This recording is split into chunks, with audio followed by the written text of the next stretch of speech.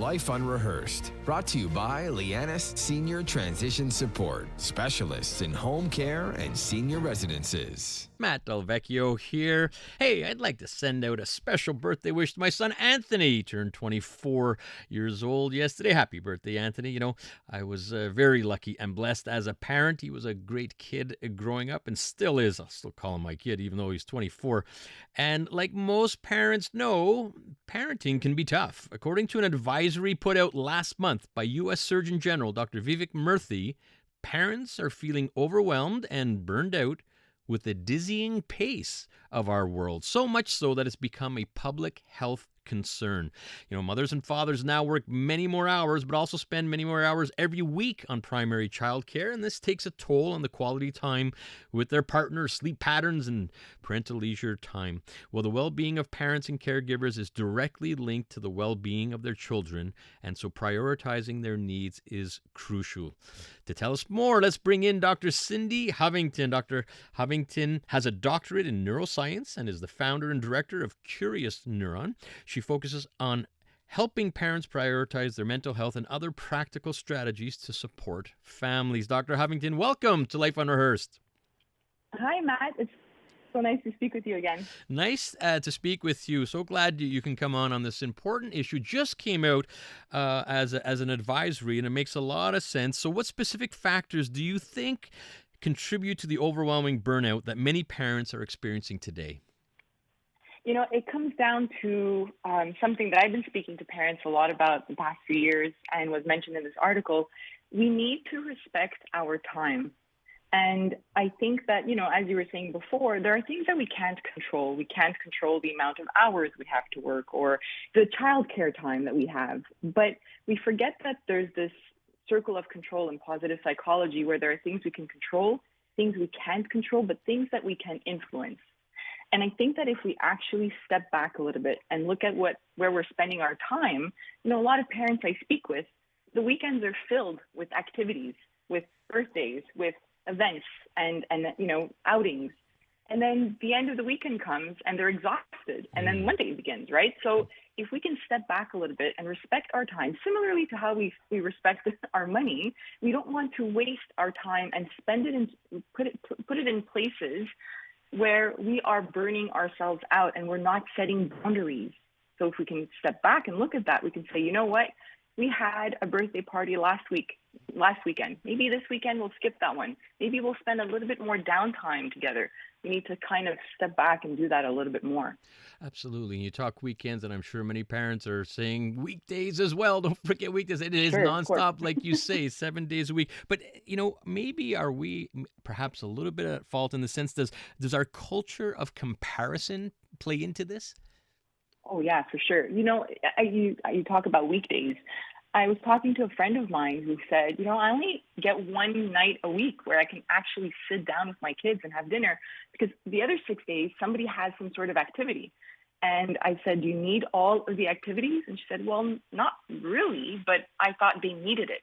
And so we have, number one, like you said, this culture of comparison. How many activities is your child in? Oh, mine's taking music class. What about yours? And there's social media. And social media kind of supports and praises this culture of productivity. The busier I am, the more I'm doing, the better it is, right? And I think we need to kind of step away from that because we know now that's not supporting our well-being. And pausing as a family allows us to connect. And if we can actually do that a little bit more, not only will the parents feel a little less stressed, but they're going to see an impact on their child's behavior and their child's well-being. But we really need to kind of, you know, pause a little bit. Listening to Life Unrehearsed, Matt Delvecchio here, and I'm talking to Dr. Cindy Hovington about parental stress and the effects it has on families. Now, Dr. Hovington, the irony of irony, the reason why we do so many things for our kids is for their health and well-being and their development. However, in fact, what's happening is parental stress and burnout are actually affecting their well-being and development, isn't it? Yes, but I think somewhere along the line we've kind of swung that pendulum a little too far towards activities. You know, children also need, especially young children under the age of 6, they need downtime. They need to feel bored. They need to figure out what to do with that boredom. They need to they need open-ended play, right? And I was just talking to a preschool consultant in Montreal the other day. She was on my podcast, and we were talking about how open-ended play, so nothing structured, no activity, just sitting there with rocks, stones, being outside, and figuring out what to do with that. It's kind of disappearing, and we're seeing that. They're talking about it in research as well. And so that's what I mean by stepping back. Sure, kids need sports and kids need, music classes, but not every day. And it could be every other year. You switch and you alternate.